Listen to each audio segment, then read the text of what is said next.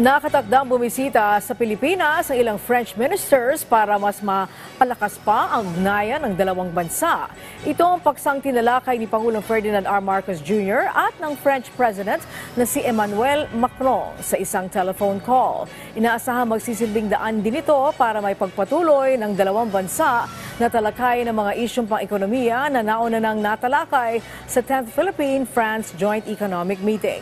Napag-usapan din ng dalawang leader ang security issues kaugnay sa West Philippine Sea kung saan ipinunto ni Pangulong Marcos Jr. na tuloy ang hakbang ng bansa para mapanatili ang kapayapaan at katatagan sa naturang teritoryo.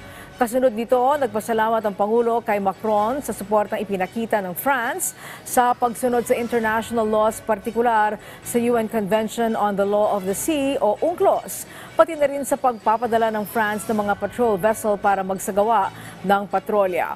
Magugunitang nagpahayag ng pagkabahala ang French Embassy sa gulo sa naturang teritoryo at ipinunto ang pagsunod sa international law, gayon din ang pagresolba sa territorial dispute sa pamamagitan ng maayos na dialogo.